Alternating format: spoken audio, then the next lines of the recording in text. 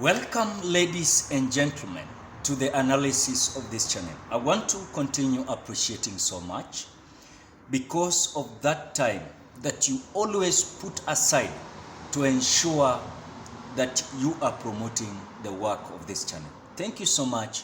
God bless you. Now, as I was looking at the fundamental issues that is likely to be so considered in terms of the judgment of these 7 bench judges from the Supreme Court, and this is likely tomorrow, I was looking at a certain issue and a certain question that the Justice Philomena Mwilu asked in the Supreme Court, and I did not get even myself an answer.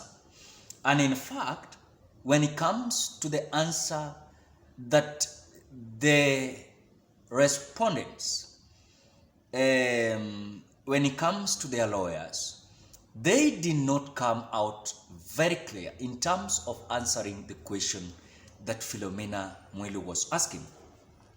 So I want us to, of course, can we watch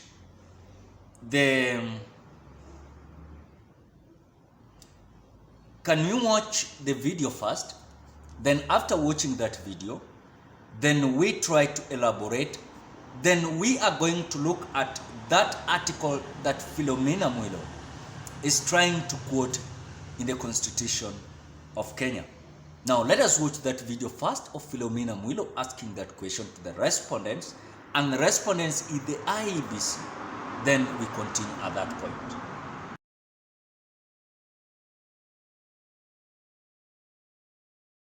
This question flows from the first one. The walking away of the 4 commissioners to go and hold, was it an IBC meeting at Serena? Or was the IBC meeting at Bomas? But please comment on the walking away of the 4 commissioners almost at the same time as the chair was about to declare the results. And in fact, I recall, because I was glued on TV myself, among their first words were that we have done an excellent job as concerns this election.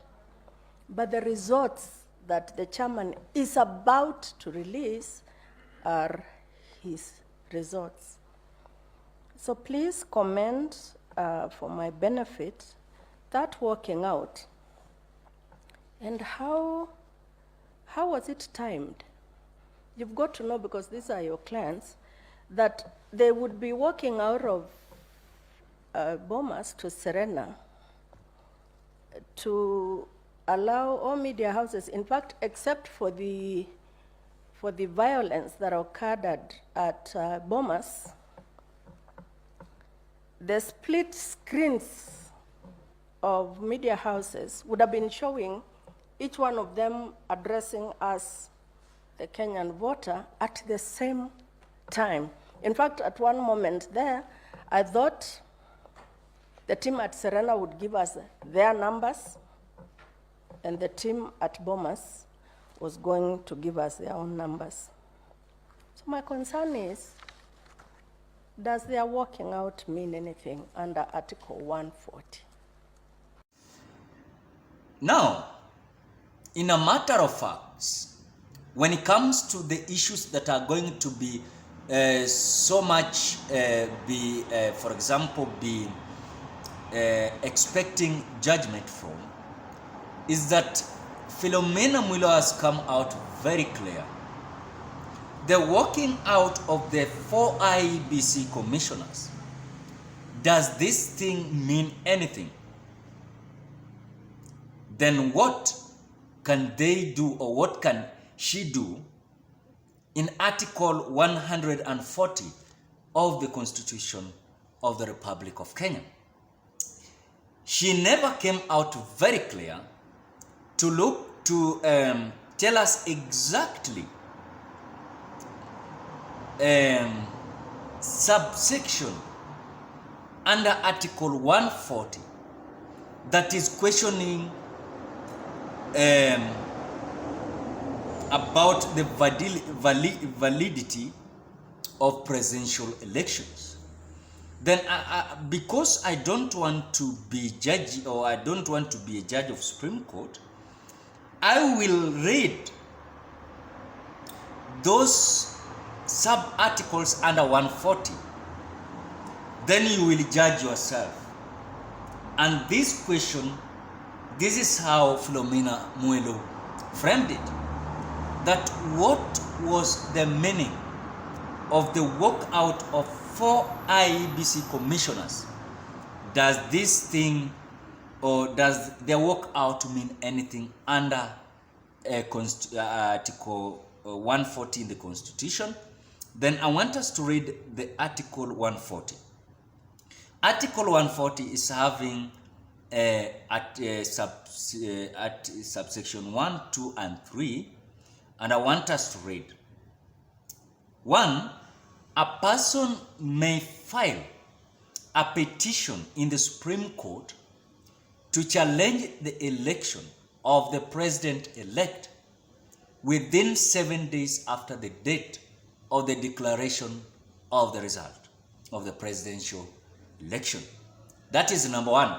And this number 1 is not reflecting what question that Philomena Mwilu is asking.